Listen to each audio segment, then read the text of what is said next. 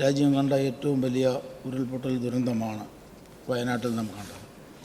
സമാനതകളില്ലാത്ത ഈ ദുരന്തത്തിൽ മരണമടഞ്ഞ നമ്മുടെ സഹോദരങ്ങൾക്ക് ആദരാഞ്ജലികൾ അർപ്പിക്കുന്നു.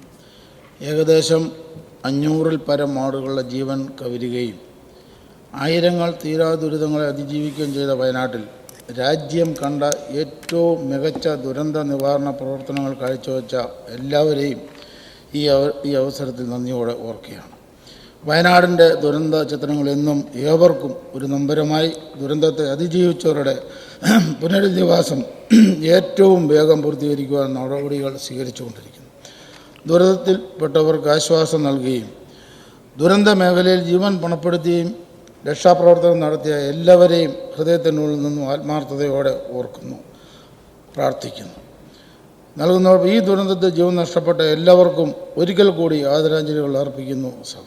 സാർ, പല കാര്യങ്ങളും ചിന്തിക്കുമ്പോൾ എൻ്റെ വിശ്വാസമനുസരിച്ച് വിശുദ്ധ വേദപുസ്തകത്തിൽ ഇങ്ങനൊരു വാക്യമുണ്ട്. കർത്താവായ യേശുക്രിസ്തു പറയുന്ന, ശീലോഹോമിലെ ഗോപുരം വീണ് മരിച്ചുപോയ ആ 13 പേർ പാപികളായിരുന്നു, അല്ല മനസാന്തരപ്പെടാഞ്ഞാൽ നിങ്ങളെല്ലാവരും അങ്ങനെ നശിച്ചു പോകും എന്ന് എഴുതിയിരിക്കുന്നു. സാർ, നമ്മുടെ ജീവിതത്തിൽ സംഭവിക്കുന്ന എല്ലാ കാര്യങ്ങളുടെയും പിന്നിൽ ഒരു രഹസ്യമുണ്ട്. ആ രഹസ്യം മനസ്സിലാക്കി പ്രവർത്തിച്ചു കഴിഞ്ഞാൽ തീർച്ചയായിട്ടും ഇതിൽ നിന്നൊക്കെയും അതിജീവിക്കുവാൻ നമുക്ക് സാധിക്കും. ഒരു കാര്യവും വെറുതെ സംഭവിക്കുന്നില്ല.